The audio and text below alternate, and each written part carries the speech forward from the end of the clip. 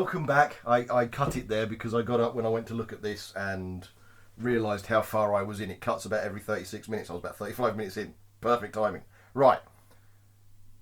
Best thing about being online is you can do the MOT check of your car. This car was registered on the 31st of March 2003, so it's a 2003. Obviously an 03 should have given that away, but whatever.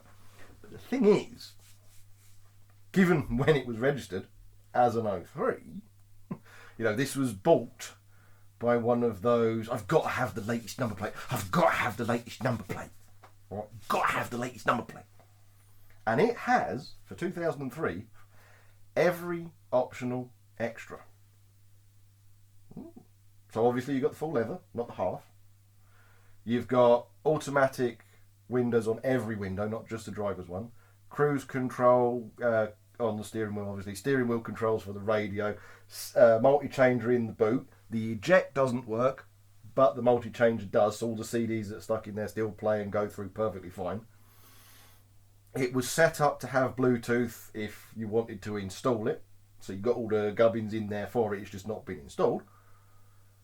Literally everything. I was like, so I've got welding that's going to need doing. I've got leaks to cover. Obviously, I didn't know the radiator one, but we'll bung that in there because I've since found it. It's pretty much fully loaded. Okay, it's pretty much got everything that you could have had in an X-Type when it was bought, outside of, say, buying the Sovereign, where you've got all the actual fake wood on the steering wheel and everything else, and they look pucker inside. I'm sorry, but they do. So I've got all this potential. The tyres are all mixed match in each corner. Maybe I could make a bit of content out of that, maybe not. But it's going through your head at the time. But it was a couple of quid. It was over $2,500. I was like, that was the kicker. I finally found pretty much a car you could farm for content. It ticked all the boxes that I wanted it to tick. Now, usually, as soon as I saw half of the stuff on that car, I would have run like fuck. You know what I mean? I would have just buggered off. But I was like, But it was over $2,500. I was like, do I really want to spend that on, because it's going to cost a lot to fix. I mean, the welding that needs on that car is going to be at least 600 quid. And then, of course, all the stuff that I've had done to it, and I'm not going to give away how much that was because that's going to be an upload on wearing bearings when I re-record that segment. But I was like, So I took it for a test drive. Then it ticked the next box. The gearboxes, the automatic transmissions on the early X-Types were sealed for life units. They're not. You can see where the drain plug is, and if you take the battery tray off, you can see where the refill hole is. But whatever. Jaguar eventually changed it to every 100,000 miles or 10 years. Realistically, as I think I've mentioned before, do it every 5 years or 50,000 miles if you've got a good one. And this one, obviously, has never been done. Or at least I don't have any paperwork to say it's been done because I don't have any paperwork other than stamps in the book. So I take it for a test drive and it's sluggish. Okay, that's probably a throttle body, whatever, something not quite right. There's some update I could do to it, reprogram it. Maybe there's a sensor that's failing. Again, more content. So it's a bit sluggish. And then, as I'm test driving it, there's a kind of gear change. Kind of gear change. More content. Yeah, again, gearbox issues later on, because I'm trying to build a channel over a couple of years, and this is a rolling restoration car. This is literally, it's got the oil leaks, obviously it turned out the water leaks. It's got a gearbox that's clunky, it's got rust and rot issues, it needs welding. Every alloy on that car, when it's on the balancing machine, is doing that. And also, when I opened the bonnet, had the engine running, I advise you to do this if you're going to buy a car, the dampener pulley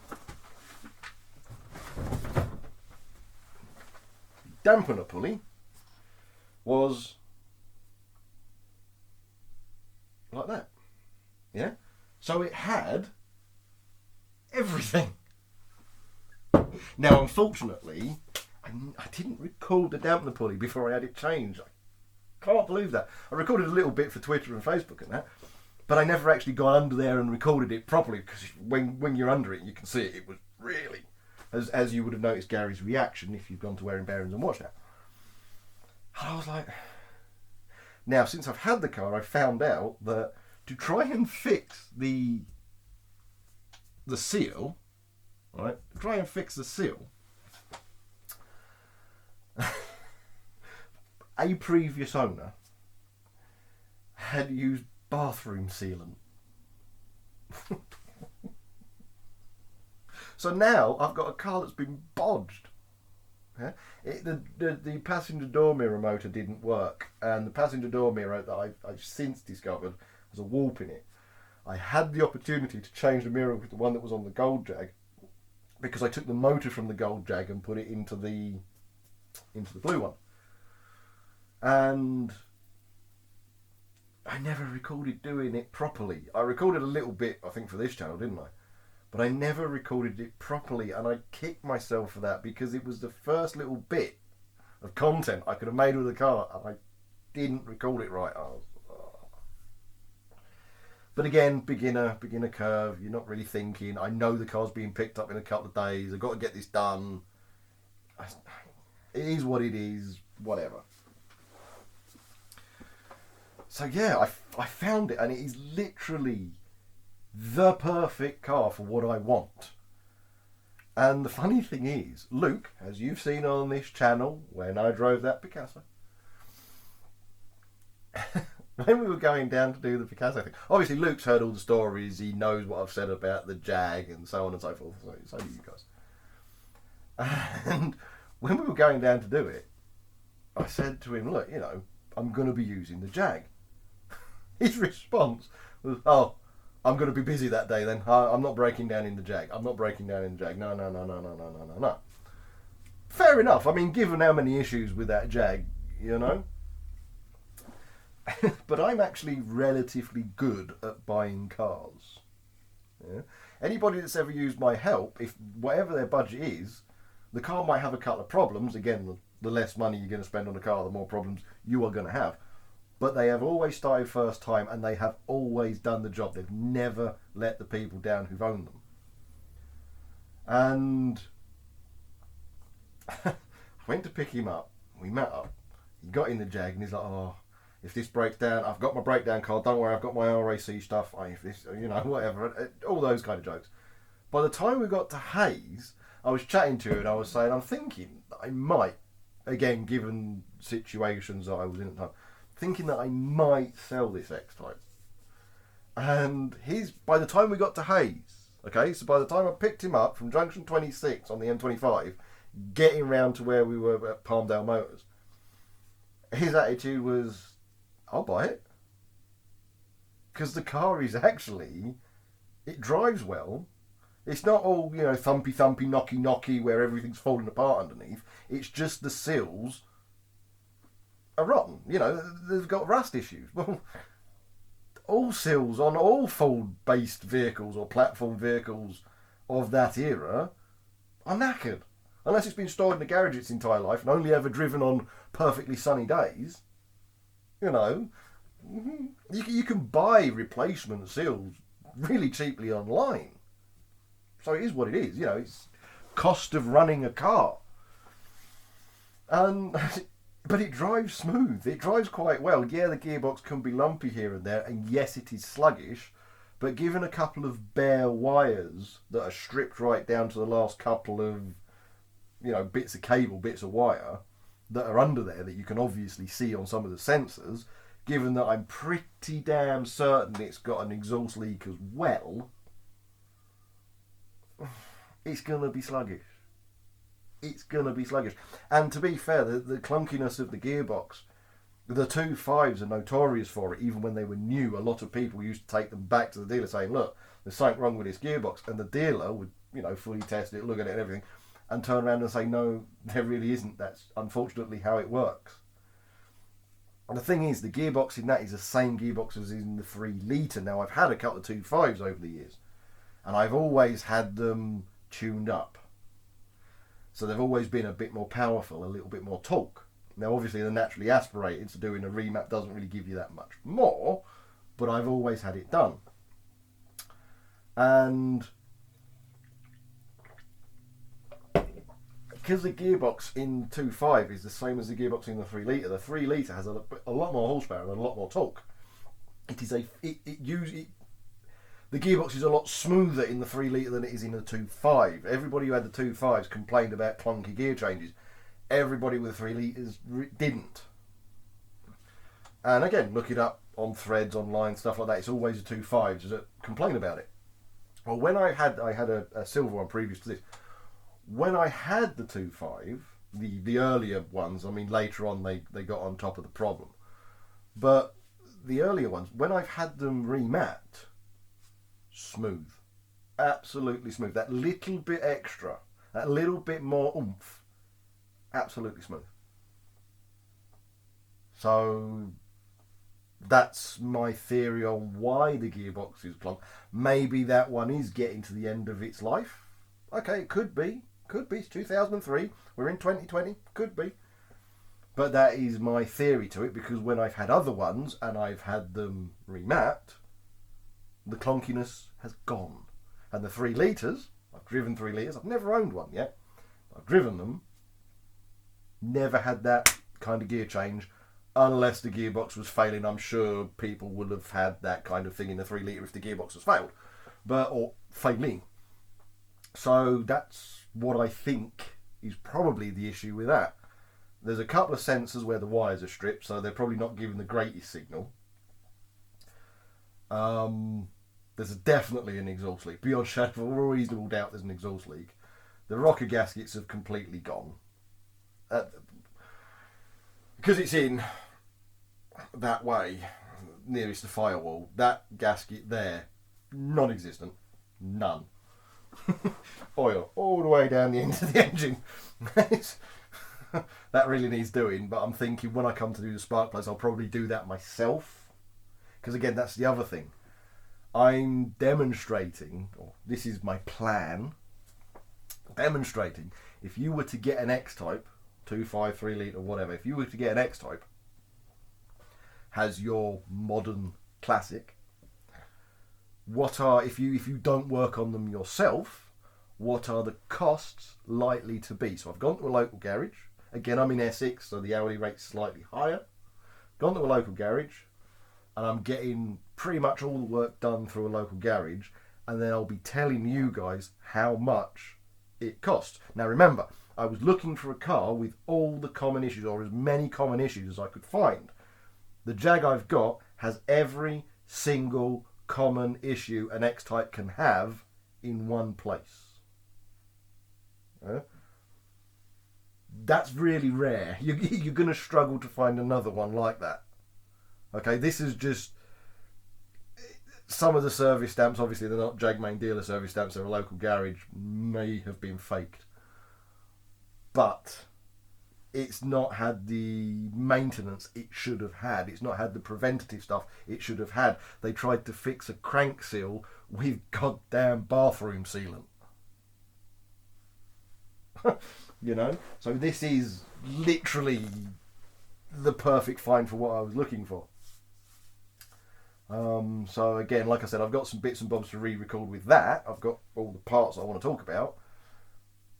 And I can probably re-record that bit, but I do want to get out and about, and you can't really do that in the lockdown, and I don't want to take the risk. All right, I just don't. I hope you understand. But yeah, it was it was a good find, because I have to admit that car has been unbelievably reliable. Now, yeah, there's a lot of YouTubers out there who in this country who buy cheap cars. You know, 500 quid here, 600 quid there, whatever. And they talk about, oh, well, I've driven 1,000 miles and I've only had to change this. Oh, I've driven 2,000 miles and I've had to change that. They don't tend to do a lot of mileage. You know, 2,000 miles is, oh my God, I've done a lot of miles. Since I've had that Jag, I've nearly done 4,000 miles. I'm using it at the moment as my daily driver to work. With all the issues it's had. Yeah? And then you've got other people who find like a £1,500 car, £1,000 car, whatever, on YouTube. And within about 1,000 miles, they've had to change a suspension out. Oh, they've had to do the head gasket. Oh, they've had to do... Okay, you're working on it yourself in your garage. It's fine. But what about all the people who want to get into owning some kind of classic, modern classic, whatever? Because you've got a lot of people who were born, in 2000. If you were born when that car was registered, you are now legally old enough to own that car and drive it. Yeah, if you've got a driving license, obviously. So that is actually the same age as you. That is a classic car to you. Yeah. So if you want to get into it, but you don't have the mechanical know-how, how much will it cost? Yeah, and I'm taking a bit of a hit in the bollocks for this one because usually I wouldn't have it all done through a garage. Some jobs I will do, but most of the jobs that have been done on this, I wouldn't. But whatever, I'm doing it for content. So there you go.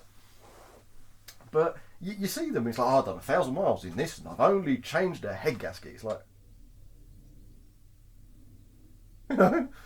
okay. Now, okay, doing that on your driveway, it's not going to cost you a huge amount. The parts and however much time it takes you to do. Do it through a garage, okay, it's going to cost you a bit. And I have spent quite a bit of money on this car in the 4,000 miles, don't get me wrong.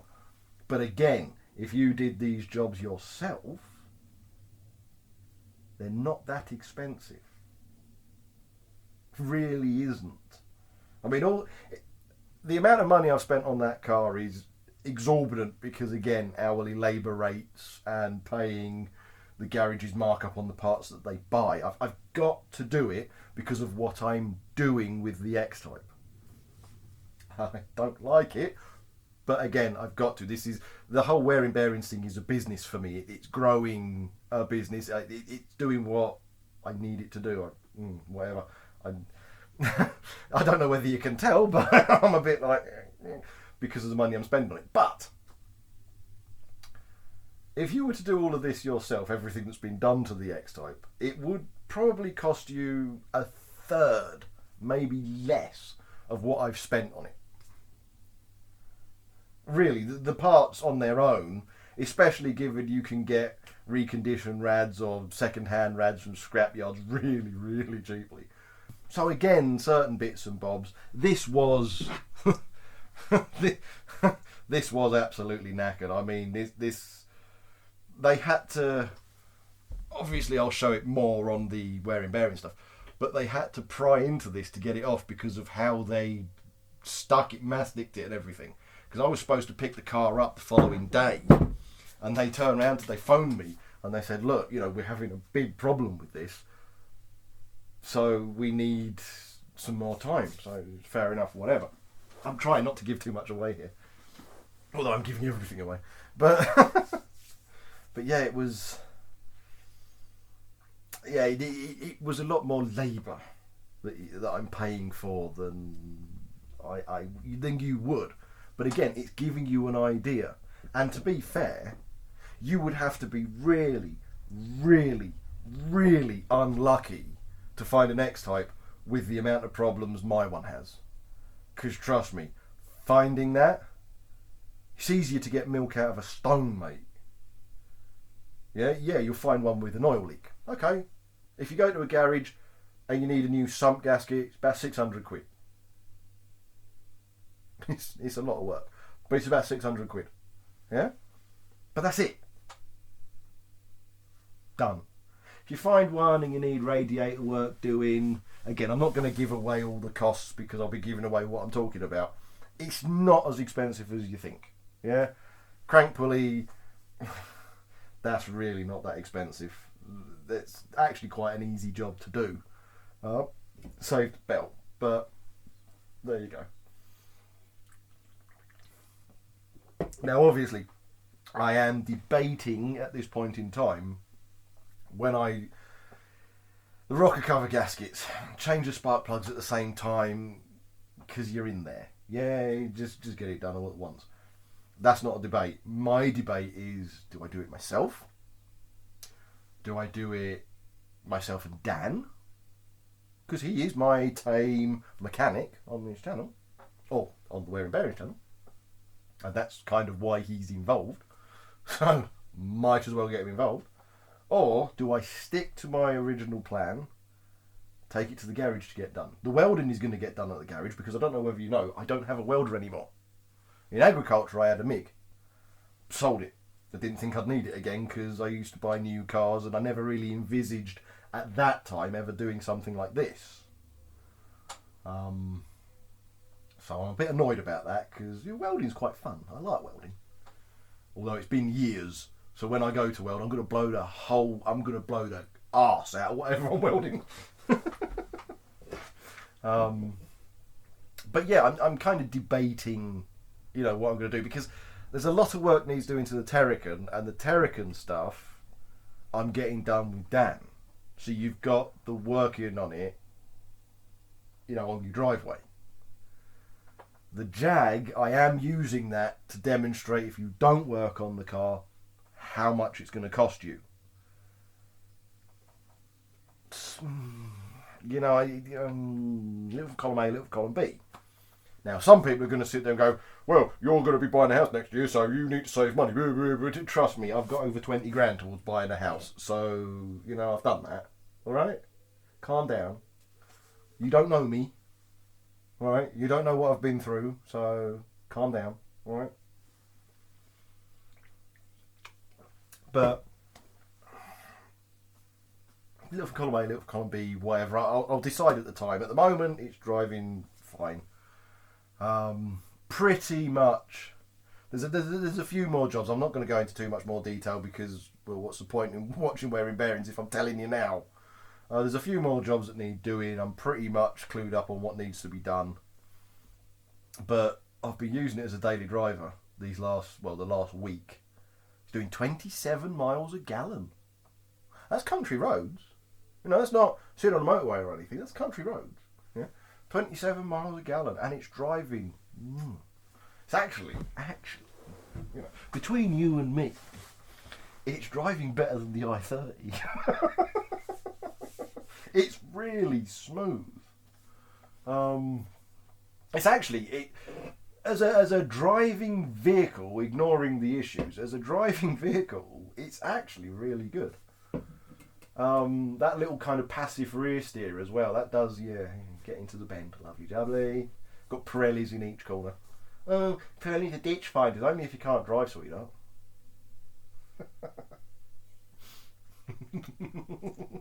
A few of my mates always say that. Oh, Pirelli's a ditch finders. I'm like, yeah, only if you can't drive. There's 3 brands of tyre that I use, or that I'm happy to use. Now, it used to be Pirelli and Continental were the only 2. I now use Hankook, because Hankook's, obviously when I bought the i30, had Hankooks on it. And I was really surprised. I mean, the characteristics of those Hankooks are an absolute, between Conti Sports and Pirellis. Okay, if you kind of think Pirelli and Conti Sport, right in between them, Hankook sits perfectly. I'm not kidding you. I've got the Kinetic Eco crap, but they sit perfectly in between them. I mean, you couldn't get more centered. I was really amazed by them. I know a few of my friends swear by Michelins. I've never really got on with them. Bridgestones, I've gone up a roundabout on Bridgestones. Toyo R32 Proxies, although I have been told by a few of my JDM friends that Toyo R32 Proxies are probably the worst Toyos you can get. But all 4 of those tyres on a sunny day and not massively fast, all 4 of them let go of me. It just let go on me. And I went bong straight into the roundabout curve, back down. Took me about a week to rebuild the bleeding underside of the car. So I've never trusted Toyos again, obvious reasons. The funny thing is, I'd replaced those Toyos with Pirellis. And I was driving home having replaced them. Now the Toyos that were on there had done about 6,000 miles. And they weren't knackered, there's still a lot of tread on them. I replaced the Pirellis and it was a rainy day and I was driving back. And I got to a roundabout. It was a lot tighter roundabout. It was raining. And I went in. I was a bit tasty, I'll give you that. I was going in a bit tasty. A good national speed limit. No. I wasn't going quite that fast, but no, I was going a good speed limit, whatever. But I went in a bit tasty, and a car just went. Brand new tyres, literally. I got them from the garage. I was driving home. Oh no, you flash back to the other roundabout. Oh, here we go again. In the rain, yeah, straight round the car, perfect. Didn't let go, didn't slide. Boom. Now the Toyos, I wasn't swerving to avoid another car. I was just carrying on. Oh, let go of me. All of them just started drifting. I was like, oh, bonk. Oh, well, you don't know how to drift in a front-wheel drive car. Good luck with that one, sweethearts.